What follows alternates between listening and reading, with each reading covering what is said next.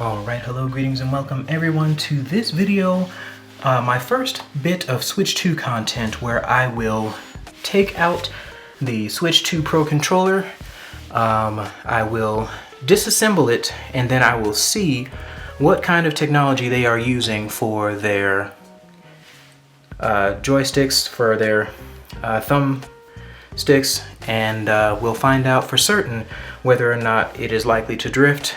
Because, yeah, I feel like they were way too vague about this and I want to know for certain. So let's get going. Alrighty then, so the first thing we are doing is we are going to take out the Switch 2 controller and compare it to the Switch 1 controller. You may notice that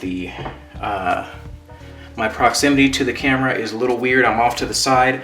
That is because my tripod is just a little bit restricting and I do not have a rig or setup that allows me to do anything otherwise. So, I'm gonna go ahead and get out my sharp pointy object so that I can open this particular controller. See what the unboxing is like here. Alright, let's see.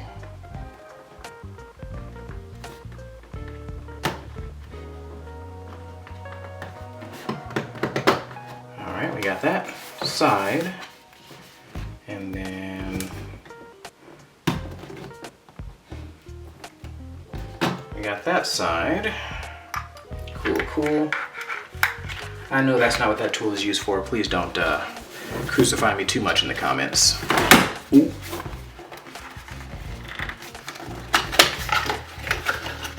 All right, inside the box we have. Oh, we have a charging cable, that's nice. USB-C to USB-A, for some reason they're still doing that. And the controller itself.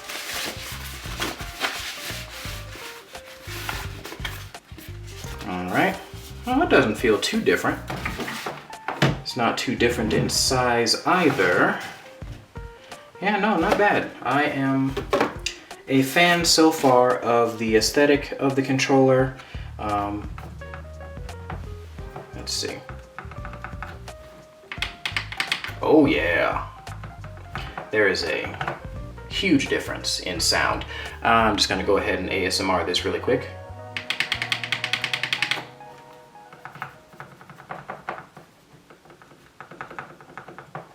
Yeah. That's with me trying to make it as noisy as possible. It's actually really nice. Let me see. Let me go ahead and pick this guy up for a second. Okay. Whoa, wow. Okay. There is a very big difference in the overall feel of the controller. It feels a little more substantial, a little more premium, a little more amazing than what the original controller does. That lack of glossiness, that matte finish is nicer in the hand, like a nicer feel than the original controller. Now we're going to go ahead and see what we can do for taking these guys apart and seeing what is actually on the inside of these Pro controllers and figuring out what the real differences are, if any, for these with respect to Joy-Con drift. Let's get into it.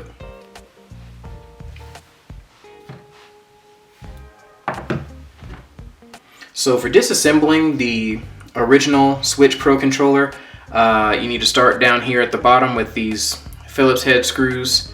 Let me go ahead and put this up here for reference so we don't lose our spot in the camera. So yeah, we're gonna go ahead and start with that. Let me go ahead and get the appropriately sized tool for that.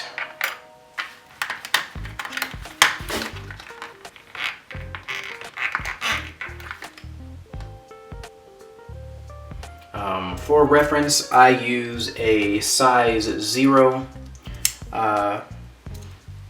Phillips head screwdriver, and it seems to fit just fine. I have taken apart many controllers off camera, and I still get that size wrong sometimes.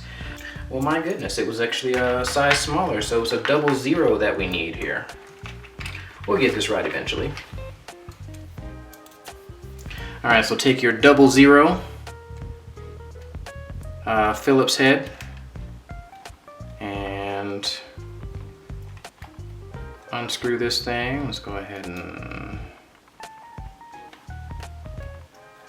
make sure you're keeping track of your screws, because if you do not, then it can be a task later. One thing I will say for the original Switch controller, you cannot argue that it was not well put together, or at least the disassembly process requires that you put a little oomph into some of the screw removal. But yeah, after you take that guy off, you're gonna flip this thing over, and you'll notice that there are several screws within the actual nubbly bit for the controller here. So what we're gonna do is we're gonna unscrew that, and this little back cap case thing is gonna come off.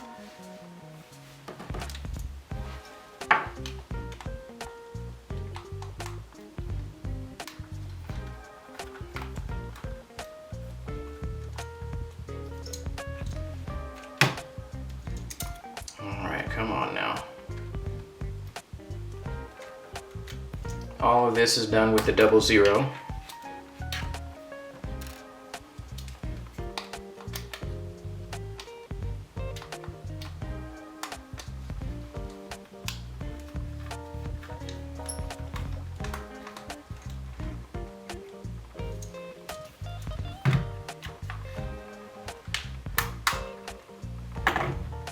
And sometimes the screws don't want to come out.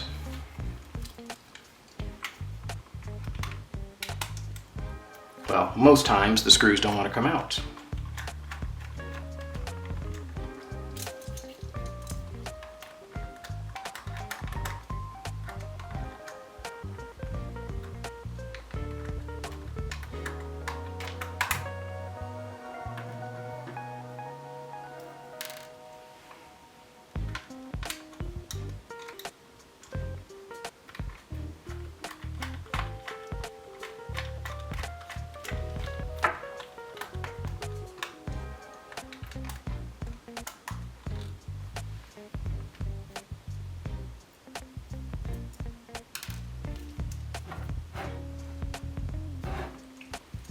Alright, so now that you have those 4 screws out, this little back plate pops right off. And then you have another layer of screws. By the way, when you are taking this apart, the way that I keep track of what I'm disassembling and where the screws go, I will put the screws beside whatever it is that I'm disassembling. So in this case, the 2 black screws go with the end caps for the controller. The 4 screws here go with the back plate, and so on and so forth. I'll be putting these all over the place. Let me move this out of the way so we don't get caught up in the madness here, at least not yet. Whee! Okay, so the second step to this process is removing the battery. So after you've taken off that front plate and all 4 screws, you're going to take out the battery, and you are going to remove a total of 5 screws. It's going to be 1 here, 1 here, 1 here, 1 here, and the last one down here. Now with all 5 of these screws, it is advisable for you to have a very long, skinny tool to actually get into the recesses of this particular section, this particular part of the controller, because it's so hard to get to otherwise.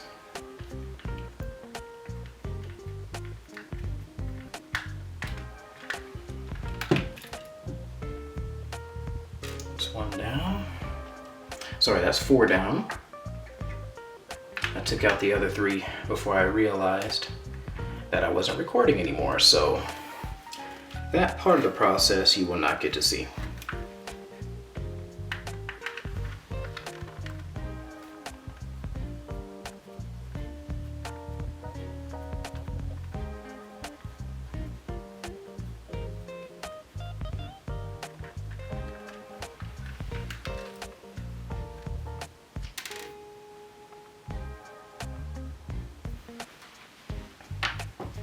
Okay, those 5 screws are removed.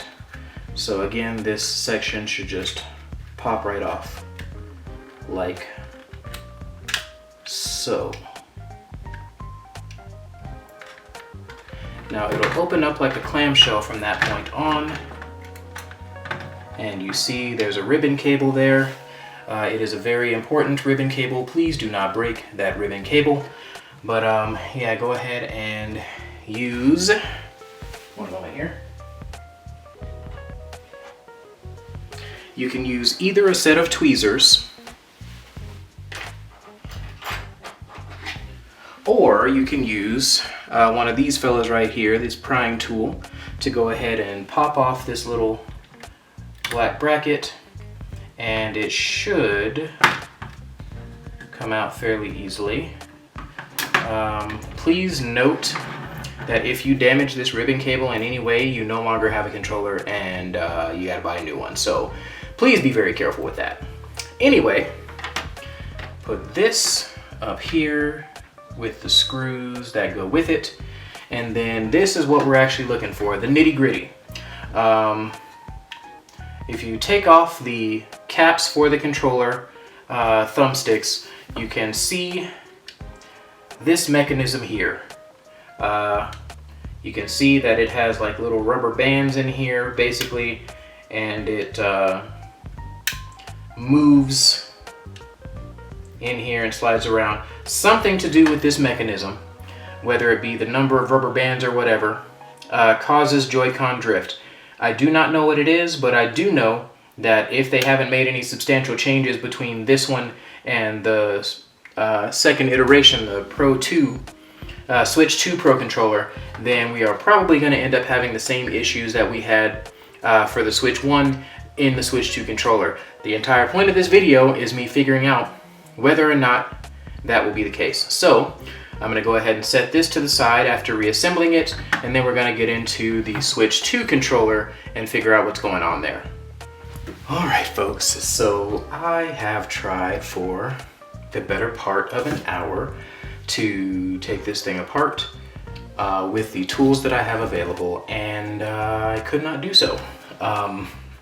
It does not have any of the entry points that the original Switch Pro controller had. I do believe that it has something to do with prying this thing open. I do not want to do that because I do not want to break my controller.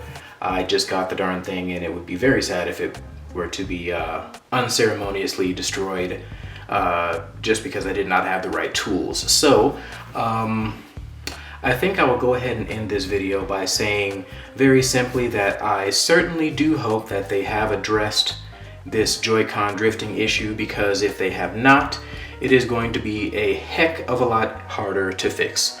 Yeah. Thank you guys so much for watching this particular video.